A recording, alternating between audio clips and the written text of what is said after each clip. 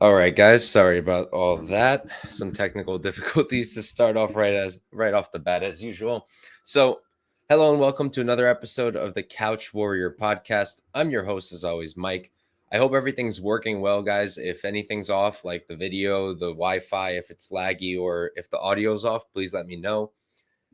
I moved once again. If you guys missed the shit show that was this last week's breakdown for UFC, it was a mess. I just moved in, so still dealing with everything, but it seems like I have everything set up. So hopefully there's no robotic voice again like happened last time. My voice is a little naturally raspy, so that's different. But if you guys hear any like robotic stuff, just let me know. And we're going to jump right into the card. It's 14 fights, Bellator 290, two title fights. And it's honestly a lot of fun. I like this card a lot more than the UFC card. Nick Peppard, thank you for tuning in, brother, saying he's looking forward to this card. And so am I. Like I said, I think it's a lot more fun than the UFC card is going to be. So we'll hop right into it. And for this fight, we've got Ethan Hughes versus Yusuf Karakaya. Ethan Hughes, he's 3-0 and 0, undefeated as a pro, 21 years old. He's 5'9", and I've got him training out of Gracie United Amite. On the other side, you've got Yusuf Karakaya, 1-0, undefeated as a pro. Hasn't fought since 2019, though. Really no other information on the guy. We know he's a kickboxer. It's very obvious if you look him up on YouTube. I think he's got Muay Thai bouts as well. Good striking. Got to give him that. I ended up playing him as the dog here. It is kind of a shot in the dark, right? First off, I don't know what his takedown defense is really going to look like. I know that he has at one point years ago spent time at Tiger Muay Thai, but I have no idea where he's training now. The guy recently won the Turkish version of the Survivor, which I thought was hilarious, but I guess that means he's been staying active in some way. But enough jokes, real talk. Ethan Hughes, I just don't like at all. I think he sucks. I think his striking sucks. I think his wrestling is okay. And that's really all he has. He beat Sebi because Sebi has zero. Sebi has zero cardio, nothing. Look at him in every freaking fight where he gets extended, he loses, Olympian or not. So I just don't think highly of Hughes at all. Herb Dean, thanks for tuning in, saying that Hughes is the dog. It's crazy. Yeah, I mean, I'm pretty surprised that it flipped too. He wasn't the dog. I got Karakaya plus 180, and that wasn't even the best odds available before. There was a better price when it opened. I guess people are just coming in on Karakaya because they're kind of seeing what I'm seeing. But again, to play him as a favorite seems silly because you are taking a shot in the dark. You don't know what his cardio is going to look like in an extended fight. You don't know what his takedown defense will look like. But it did look good in his last fight that he took down his opponent. His only pro fight, kickboxer, comes in there, gets a takedown and a sub. So that's pretty good to see. I just took a half unit shot at Karakaya plus 180. That's all I'm doing with it. I think that if we're on the feet, he's going to knock Hughes out. And if it gets extended, I have no idea. I don't have enough info. So just a half unit shot plus 180. Keep it responsible. I don't like Hughes at all. I don't think he's good. I think he only opened as the favorite because of the Sebi win, but like Sebi gasses. He just death gasses. All right. So for this next fight, we've got Isiah Hokit versus Peter Ishiguro. Hokit is 2-1 and 0. He's 26 years old, 5'10" with a 69-inch reach. And I've got him training out of, let me let you know, Jackson Wink, as far as I can tell. On the other side, Peter Ishiguro, 2-1 and 0, 5'6", so he's 4 inches shorter here. 67-inch reach. He's given up 2 inches in reach, and I've got him training out of Team Wasabi. So this one's pretty interesting, but not really to me. Like, I see a lot of people on Ishiguro, and I get it. We're all trying to fade Isiah Hokit because he got knocked out in his pro debut against a guy who's not very good. And I believe his name's Corey Samuels. But since then, he's looked great, and people are still hating on him for some reason. I don't get it. Hokit's striking looks really good recently. His wrestling looks really good recently. In his last fight against Nader, I thought his striking looked great. Everything was straight, nice combinations, kept it crisp, good counters. I'm just not getting it why people are hating on him so much. Maybe because he's a heavy favorite. That's fair. But I think it makes sense. I don't think Ishiguro is going to win this fight. I understand people like him because he also wrestles, right? Both guys actually have D1 wrestling backgrounds.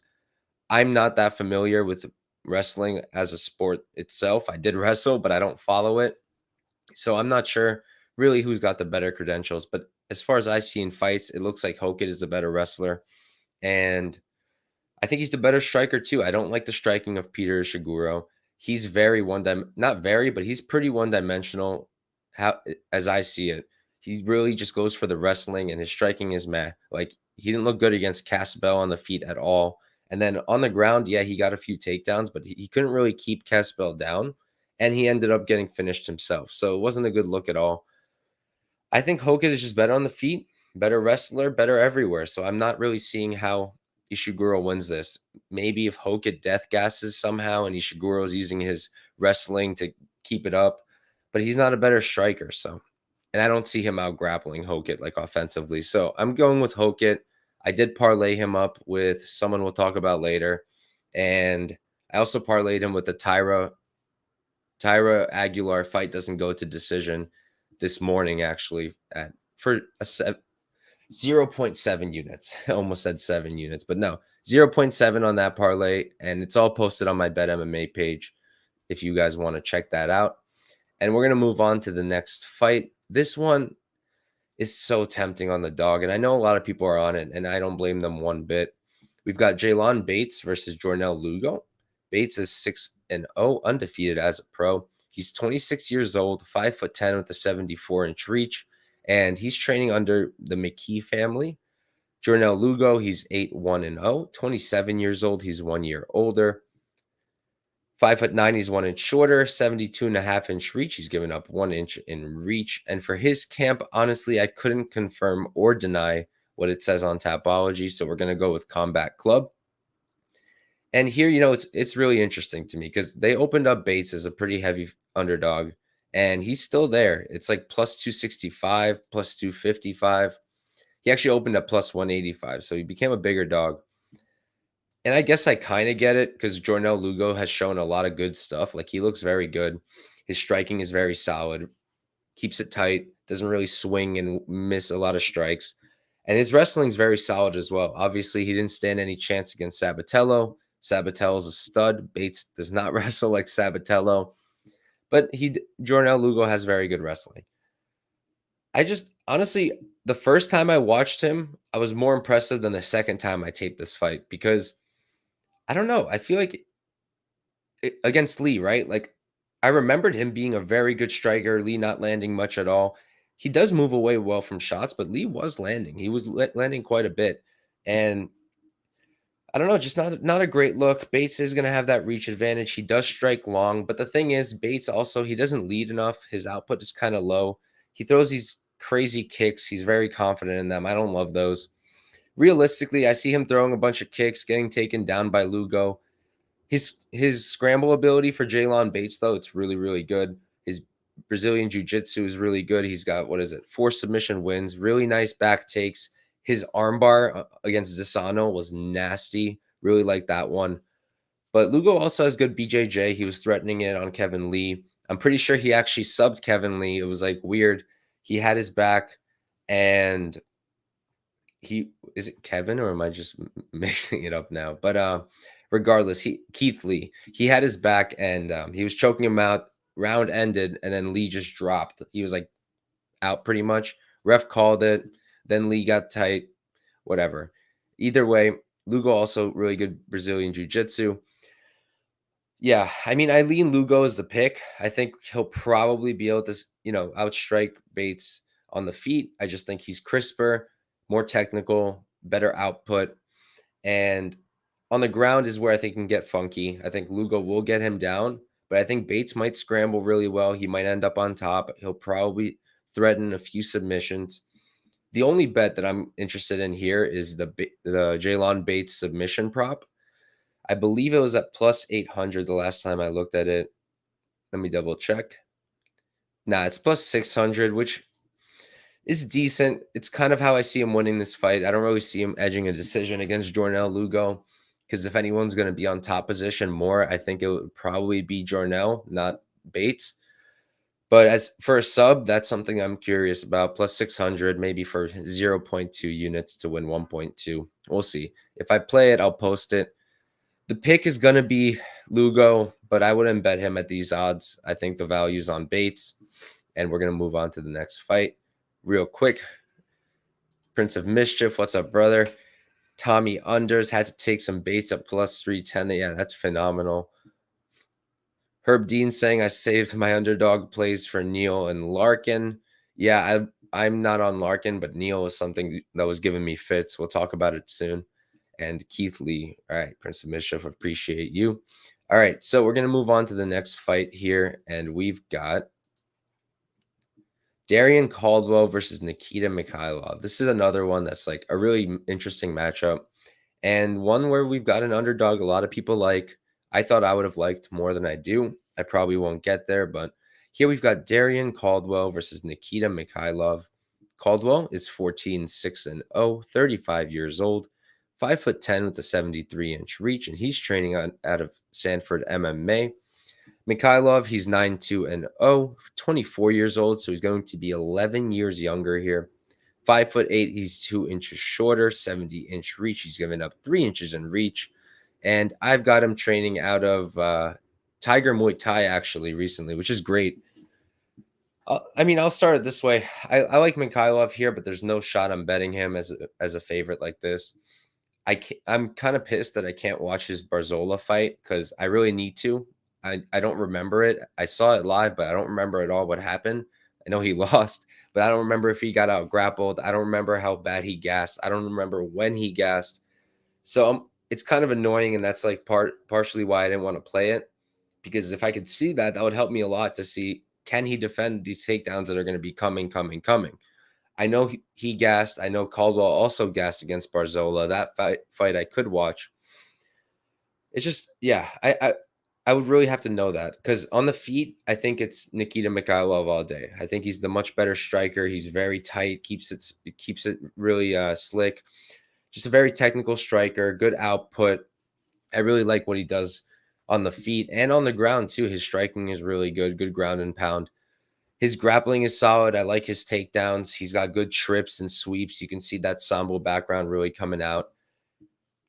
His takedown defense, we haven't gotten much. Like I said, I don't have the Barzola fight. Against Blaine Shutt, it looked fantastic, but Blaine Shutt isn't very good. And I went back all the way to his 2019 fight against Muhammad Eminov. And even then, like I did get to see some, but not all that much. I don't know. Too many unknowns here with the takedown defense, although I do lean Mikhailov. I don't love what Caldwell does on the feet. I don't really think he's going to be able to hang here. I do think he's a bit hittable. If Mikhailov can keep it up, I think he's going to win this fight, maybe even by KO. I think it'll probably be a decision. And I honestly do think his takedown defense will hold up. I think that Sambo is really going to help. And if he does get taken down, I think he'll be able to sweep. Again, if I could find that Barzola fight with Mikhailov, that maybe will get me to a side. But the pick is Mikhailov, no bet. Although, if I would have gotten minus 115 like the opener, I would have been on that. I can't blame anyone on Caldwell at plus 133. It's a good bet, I would say. I can't get there on Caldwell, knowing A, I don't like his striking, and B, he gave up. He gave up in that Barzola fight. So I can't get there right now, and we're going to move on to the next fight.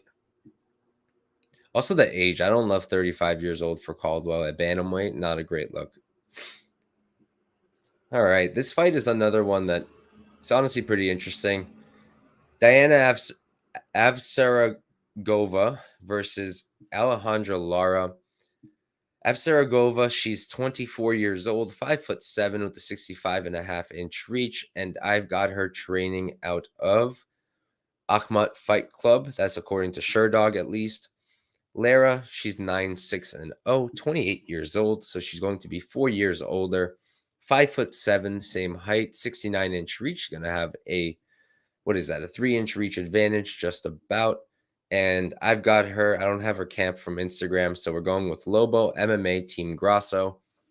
So when I first broke down this fight, I didn't look at the odds first, and this was yesterday, not first. When I re-broke down this fight yesterday, I didn't look at the odds. I just remember Diana being a pretty heavy favorite. I think she opened like minus 200, something like that. Let me double check. Minus 300 she opened.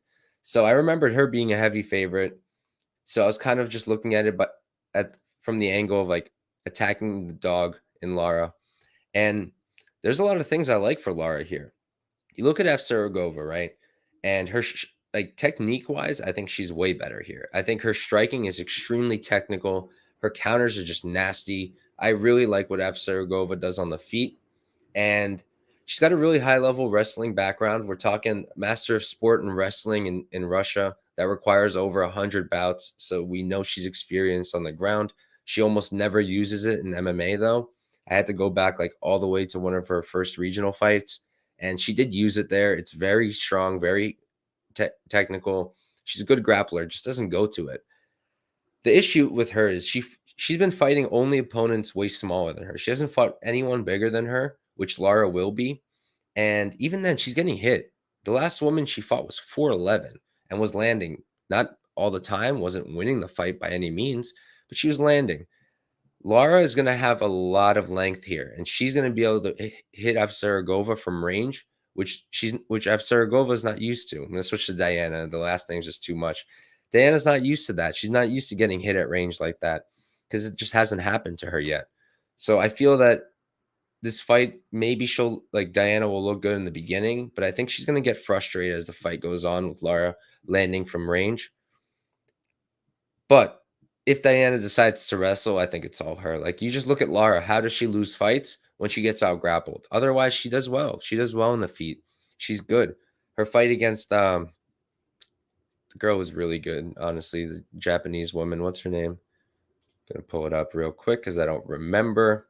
I think highly of her. So that fight was impressive for me. Kana Watanabe, who I think is very solid. And Lara put up a good fight against her. So yeah, on the feet here, I actually favor Lara at range.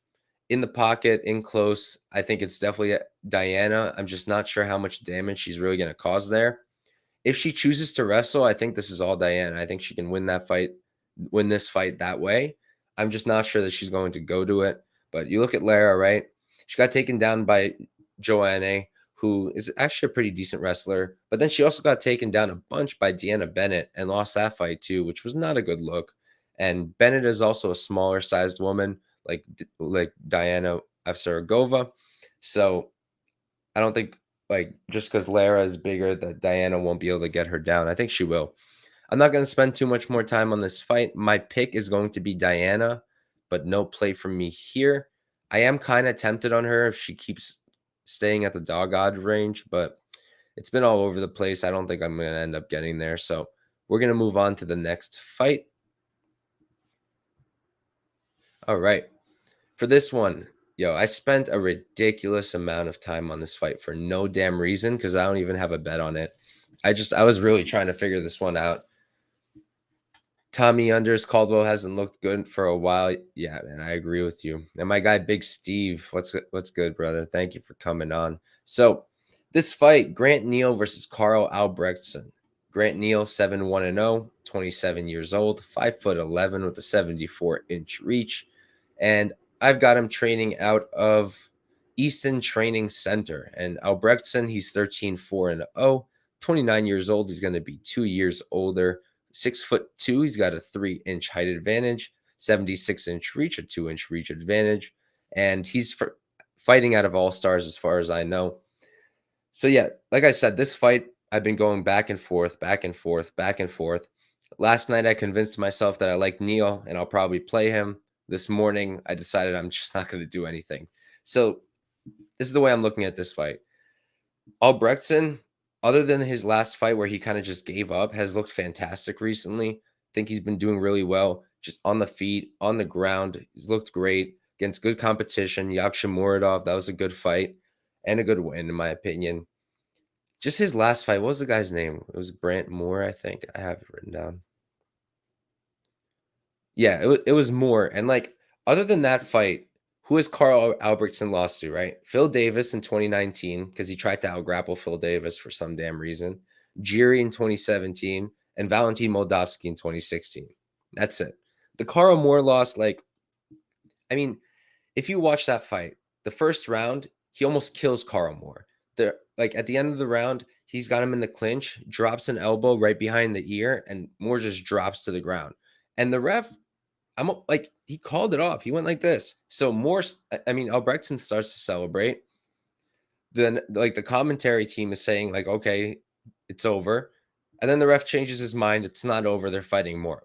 I think at that point, Albrektsson kind of just broke, which isn't a good look if you're backing him. Cause like if that can break you, like what else will? Because Neal is going to bring pressure. And that's why I ended up staying off completely because I kind of favor Albrektsson, but I can't trust him. And Neal is going to come in there and you can trust him to at least give it his all. And he is going to give it his all. Neal, his wrestling is very solid. I was really impressed that he was taking down Alex Polizzi, honestly. I've been backing Polizzi for a minute now. I only hopped off that train against Romero. So that was very impressive for me. And his takedown defense looks pretty good there too. Because realistically, both of these guys prefer to grapple. Who's going to win those exchanges? I can't tell you. I think that Neal, I kind of feel like he's going to have a hard time holding Albrektsson down because Albrektsson is so big and strong and he also has good grappling. So while I do kind of see Neal landing the takedowns first, like the more I game it out in my head, like I'm kind of just seeing like Albrektsson getting up. Like I'm having a very hard time seeing Neal hold him down. Maybe Neal can lock in a rear naked, all 3 sub wins by rear naked choke. And that's exactly what Carl Moore did last fight. But I'm just not sure about that. I was going to go with Neal, but I think what threw me off is the striking. I don't like his striking. I think it looked very improved in his last 2 fights, particularly the Polizzi fight. Looked very straight for once, like because before that he was looping a lot of strikes. And in the Polizzi fight, he was throwing straight strikes. I like the jab. I like the 1-2 there. Looked pretty good. I'm just not like Polizzi's more his size. I'm not sure how he's going to do against a bigger guy like Albrektsson. So yeah, I've talked myself off of the dog, but I've also talked myself into not betting Albrektsson. Tommy Under's bringing up that Karl mentioned in an interview that he was battling with depression before his last fight. And, that's kind of makes sense if you think about what I mentioned earlier with Karl almost getting the knockout win, ref calling it even, and then deciding, no, never mind, fight's not over. Maybe if he was already, struggling, that probably didn't help. So, yeah, I can't trust Karl. And while I want to go with Neal, I think I need to see him fight a guy like Karl first before I can back him against bigger guys in this weight class. And I need to see his striking develop just a bit more. So while I'm really, really tempted, and I can't blame anyone getting in on Neal at plus 125, I'm going to have to stay off, I think, myself. All right. This fight's pretty dope. We've got Chris Gonzalez versus Max Rohskopf. Gonzalez, he's 7-2-0, 31 years old, 5'11" with a 73-inch reach, and I've got him training out of Team Alpha Male. Rohskopf, he's 7-1-0, 28 years old. He's going to be 3 years younger, 6'1". He's going to be 2 inches taller, same reach, and he's training out of Extreme Couture. So yeah, I had to go with Gonzalez here. I really did. I hopped in relatively early compared to this line. I got minus 175. I played it for 2 units. And for me, it came down to this. Like, first off, it's pretty cool to see 2 different styles of wrestlers go off against each other. You've got the really high level Greco-Roman wrestler in Gonzalez. He wrestled for the 2016 World Team, took 8th place at the championships, took 2nd in the national U.S. championships. So the dude's got really legit Greco. Rohskopf on the other side, really high-level college wrestling. It's folk style, I'm almost positive.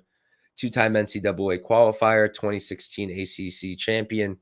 Really, really good grappling. And you watch him in MMA, it looks really good as well. His takedowns are very good. His transitions are lightning fast. Really nice back take. I really like what he does, but I've got a bunch of huge issues with him. First off, let's address the elephant in the room. His fight with Austin Hubbard, where he kind of I'm not going to say gave in, where he quit on the stool, right? So he actually went on to one of my favorite podcasts I listen to, Dog or Pass, with Cody Saftik and damn, I'm such a dick. Why am I blanking on the other fellow's name? I like them both. Okay, well, my fault. Either way, Paul. I'm such a dick. Paul and Cody. So they brought on Max actually for one episode, and Max is just talking about his decision there. And if you ask me, it kind of made sense. He's like, yo, I knew I was losing in the striking exchanges. I was exhausted and I was not going to win this fight. He was like, other fighters will do the same thing, but instead of quitting on the stool, they'll just drop down on the ground and give up, like turtle up. He's like, what's the difference between that or just quitting on the stool before, which is smarter because you're not getting hit and you're not just falling down. Kind of agree with him, but I get the perception. I feel like what he's saying is never going to work. Yeah, Paul's. I'm a dick, but Paul, I love their show. But in terms of this fight, that's definitely something to talk about, but I don't think it's that relevant. What's more relevant is his cardio is trash, regardless of whether he quit or not on the stool. His cardio is not good at all, and his striking is horrible, like horrible, extremely hittable. And that's really what it came down to for me. Because if I don't think he's going to be getting his wrestling off all that much, which I don't, I think that Gonzalez has really good takedown defense, defended against Tokov really well. And when he did get taken down, he got up quickly. And his own offensive wrestling is really good too. So I don't really see Max getting all that much time on the ground, not really seeing top control for him. And on the feet, I don't know what he has for Chris. Like Chris is much better on the feet. He's not like some stud boxer, but he's definitely better than Max. Really good combos, really good jabs, just all around a solid striker. And excuse me, I just feel like Gonzalez could honestly knock him out on the feet if it's stuck there, or he can just grind out a decision. Yeah, I like Gonzalez. Not much more to say there. I thought I had something in my notes I wanted to mention. Oh yeah, the competition. That's something I wanted to talk about because I really like the wins for Gonzalez. There's a few good wins. Aaron McKenzie, who's an LFA right now. I don't remember if he's a champ or not, but he's on a streak and he's very, very good if you've seen him. And Tokov, we watched that fight in 2021, which is a good win also, in my opinion. So yeah, I like Chris Gonzalez to win this fight. Minus 175 is what I played it at. Minus 190 where it's at now. I don't hate it. I like my price better, obviously, but I would probably still play minus 190. I think Max to win this fight has to grind Gonzalez out on the ground or get a quick sub, and I can't really see him doing either. The only person to sub Gonzalez so far is Nurmagomedov, who's currently the Bellator champion. So not going to take much from that. Gonzalez is a pick, and we're going to move on. All right, so here I've got a bet that I'm actually kind of regretting right now. We've got Steve Mowry versus Ali Isaev. Mowry, he's 10-0, undefeated as a pro, 30 years old, 6'8" with a 79-inch reach, and he's training out of Sanford MMA. Ali Isaev on the other side, he's 9-0, undefeated as a pro, 39 years old, he's 9 years older, 6'3", he's 5 inches shorter, 78-inch reach. He's only given up 1 inch in reach. And for his camp, I believe it's Krepos Fight Club. Still can't confirm or deny. Ali Isaev, if you guys remember, he's a 2019 PFL champion. Honestly, not the most impressive performances. The fight against Goltsov was like neither guy threw anything pretty much. I think it was like a total of 10 strikes on the feet total between the two of them. But he ended up winning with I think it was like 1 second left in the round, and he caught him with a hook and knocked out Goltsov, which is dope. But that's kind of the main issue with Isaev that I have is there's no output on the feet. He's a wrestler. That's his background. I actually didn't realize this until recently. He was an Olympian. He wrestled in the 2008 Summer Olympics freestyle. Actually placed 17th. I didn't know they counted that far. And you can see it in all his fights. He wrestles in every single fight, and it's really, really good. Very heavy top control. Literally, the only fight he couldn't get it off was Goltsov, who is very, very good in my opinion as well. So Mowry, you look at him like I don't love Mowry. I think he's only been winning because he's been fighting very favorable matchups. But against Moldavsky, I thought he was screwed, honestly. And we didn't really get to see that fight play out. It was a no contest like almost instantly, I think. But I think he would have lost to Moldavsky. Now, against Isaev, again, he could win this, but I think Isaev's going to win. On the feet, even though Isaev's not throwing much, His striking's pretty good. His jab is good. Mowry's not good on the feet at all. Like, he's not a good striker. He's very awkward on the feet. Good front kick, I guess. In the clinch, he's nasty. The knees are nasty. He's 6'8". Like, he'll hold on to you and just bring up those knees and kick. Like, it's very damaging. Really nice knees. But other than that, I don't like his striking. And I think he's really hittable. His own wrestling, it's pretty good, but I don't really see him taking down Isaev. And I think he's going to get taken down, actually. My main issues here, my concerns with Isaev are his output and possibly his cardio. He's been out since 2019. How is he going to look? I don't know. With all that said, if he comes in looking like himself and just throws a little bit more output, I think it's him all day. I do regret putting 3 units on him. I don't like that bet anymore, but I'm gonna ride with it. I actually played him at minus 157, I think, and he's now the underdog, which makes me feel dumb, but I felt like him being favorite made sense. Like I said, Mowry hasn't beaten anyone good. The only time he fought someone and went into an immediate no contest. And I hate his striking, and I don't know that he's going to be able to defend takedowns here. So give me Isaev.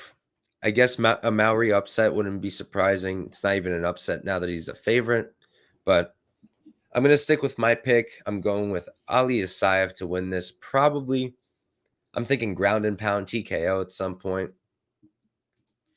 And we're going to move on. All right. Here we've got Henry Corrales versus Akhmed Magomedov. Corrales is 26-0, 36 years old. He's 5'8" with a 70-inch reach.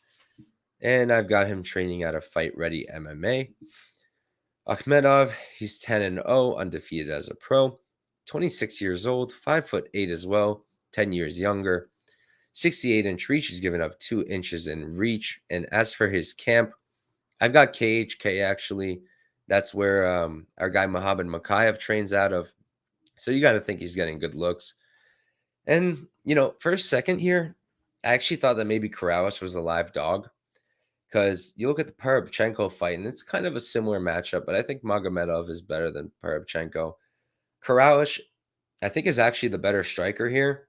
But first of all, he's 36 years old at this weight class. Not great. Second off, if you look at all his fights that he's lost, how is he losing them?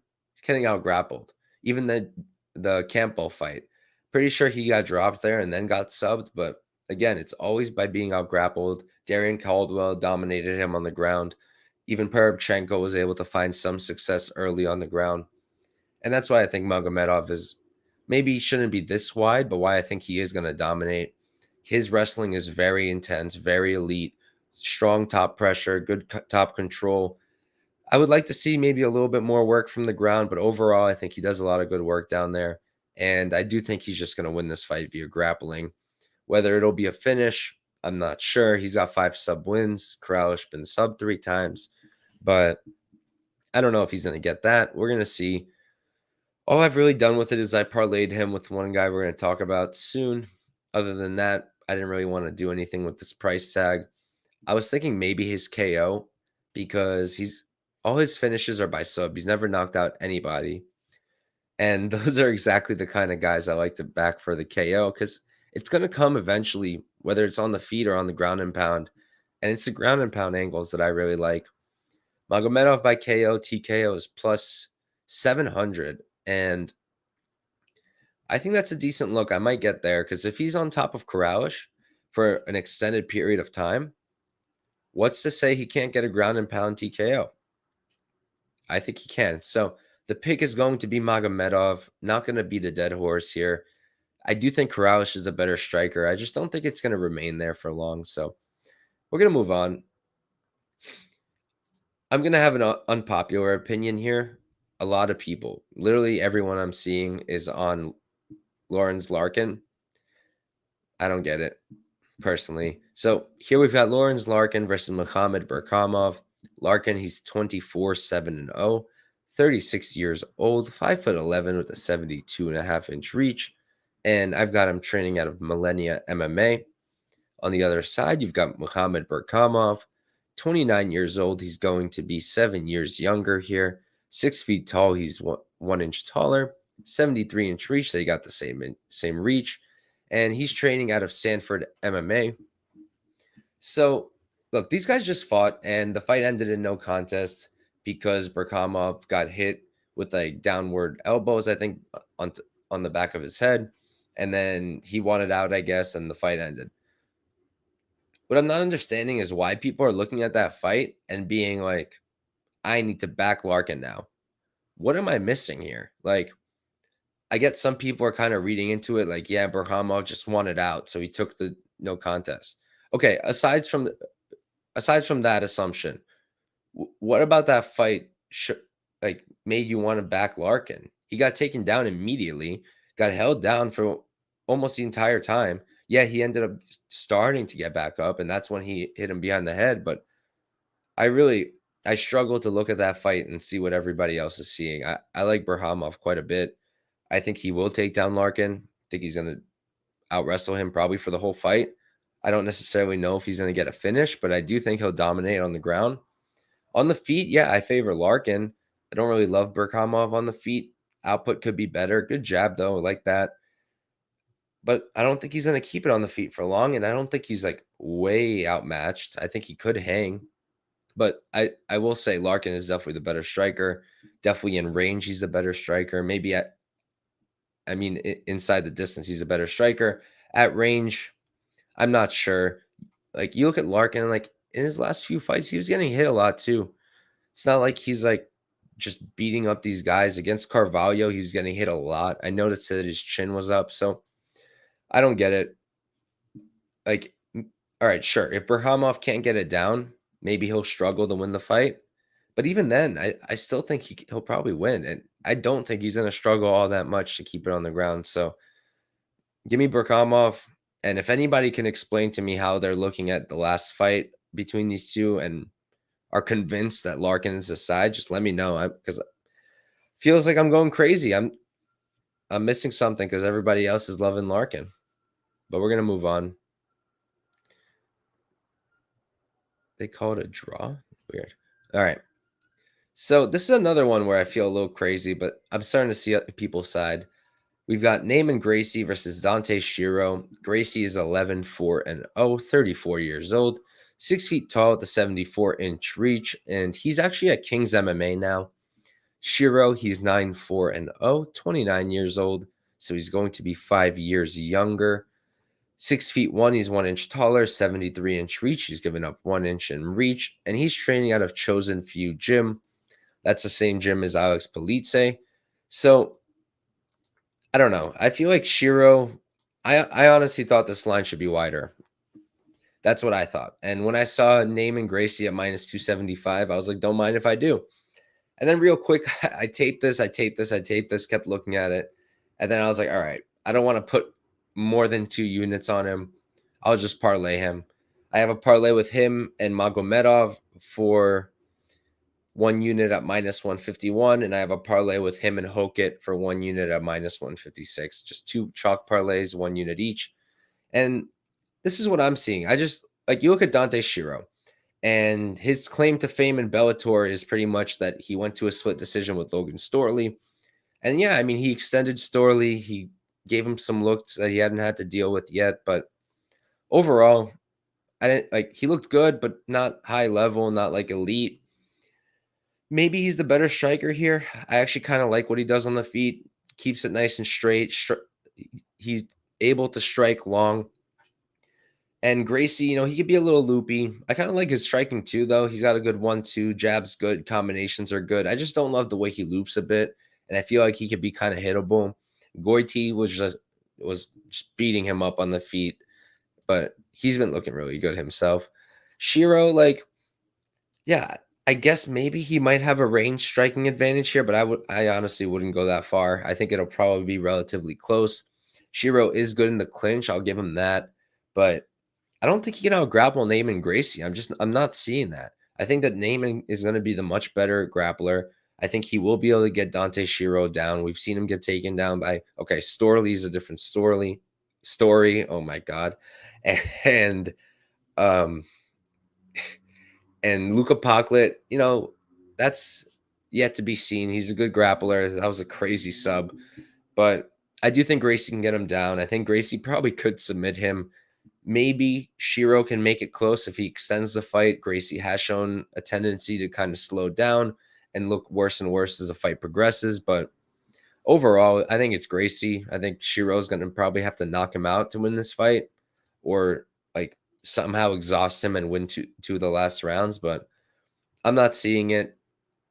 I like my 2 parlays with Naaman, and that's all I'm going to do with it. I wouldn't advise really playing either side too much here. But I can't blame anyone too much with a Shiro pick. Like, I kind of get it. It's good odds. He might be a better striker, but like I don't think he can out-grapple Naaman. So Balboa, my guy, thanks for tuning in, my brother. Appreciate you very much. And Tommy Unders, yeah, I'm with you, man. I don't get it either. If anyone in the chat wants to let us know, like I'm down to hear your side, I would love it. So here we've got Sabah Homasi versus Brennan Ward. Homasi is 17, 10, and 0, 34 years old. He's 6 feet tall with a 71-inch reach, and he's training out of American Top Team. Brennan Ward, he's 16, 6, and 0, 34 years old, 5'10". He's going to be 2 inches shorter, 71-inch reach. They got the same reach, and I've got him going with Tapology, Whaling City Boxing and Jiu-Jitsu. So I was like talking to a few people earlier this week, and they're like, what do you think of Brennan Ward, Homasi? What do you think of Ward as the underdog? And I do see money coming in on Ward. Honestly, for me, after watching the tape, I was like, this is a huge, huge, huge pass for me. Like, I am good. I'm more than happy to just watch this and have fun, grab a drink, because I think it's going to be crazy. Like, Brennan Ward, I kind of like his like style better. I kind of like his skills a little better, but first off, he kind of leans his head in when he's like charging in and like closing the distance, and like Sabah can knock your damn head off if you're not careful. And he also tires out, and which kind of makes sense. Like, he was out for 5 years until 2022. Then he had 2, not the best fight like competition for his comebacks, and like it, particularly in his most recent fight, he was like really tiring out, and he was getting hit a lot, which I don't like at all against a guy like Sabah, because Sabah has a lot of power.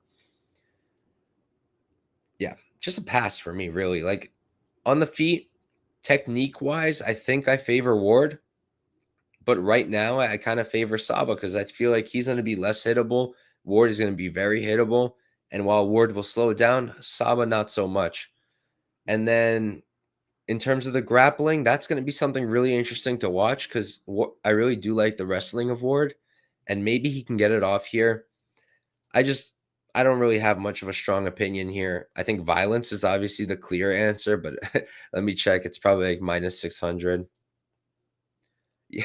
Fight doesn't go to the decision is minus 600. Under 1.5 is minus 205. Honestly, I would look at the over, if anything, the over 1.5.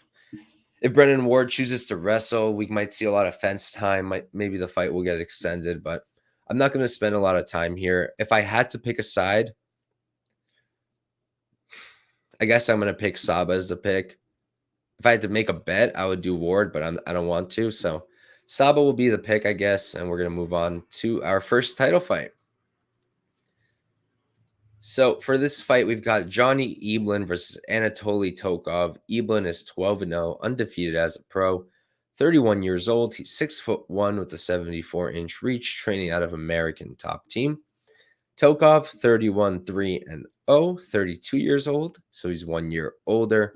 5'10", he's going to be 3 inches shorter, and he's given up 1 inch in reach.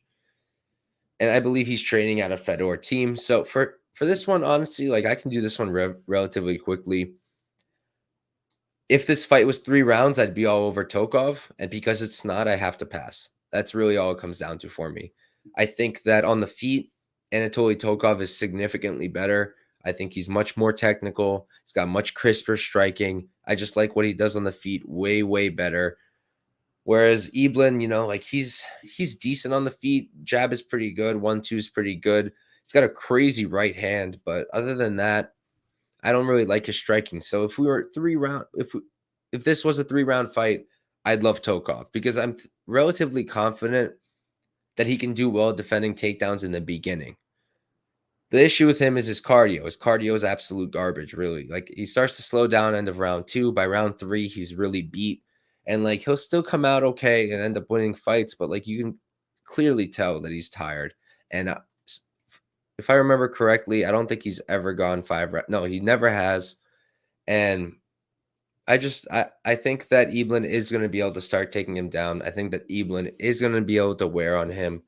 And maybe the Mousasi win to me doesn't really, like, of course it's impressive to out wrestle Mousasi that in that way, but in terms of the striking, I feel like Mousasi wasn't throwing anything. So that's why Eblen was like still looking kind of good.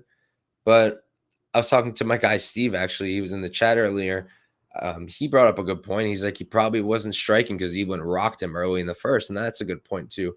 I was thinking more so maybe he was scared of the takedowns, but yeah, I favor Tokov on the feet, strongly favor Eblen on the ground, but because I think Johnny Eblen has a much better gas tank, he's going to have to be my pick as much as I really wanted to pick Tokov. So the pick is Eblen, no bet for me.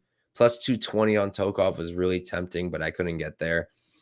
The one thing that I might still get to is I'm thinking about maybe Tokov by KO plus 450, but yeah, I don't know. I don't really want to touch it. I'll be hype if Tokov wins. I like him a lot as a fighter, but I'm just very concerned of what's going to happen when he gets extended. And real quick, I'm curious what Eblen round 4 and 5 is. Let me check. Eblen in round 4 plus 1,800. Eblen round 5 plus 2,500. I think those are actually worth a sprinkle. I might get there. Because like I said, Tokov's issue is his cardio. If somehow his cardio is like extremely improved all of a sudden, like I think he'll win, but I just don't think that's going to be the case. So because of that, Eblen is the pick. And I'm going to run through this next one because my dad is blowing up my phone right now. He's supposed to come here. So I'll run through this one. We got Ryan Bader versus Fedor Emelianenko, the second fight. Bader's 37-0, 39 years old, 6'2" with a 74-inch reach. Training out of, I believe his team is called Strong Team. 1 second. Let me answer this man.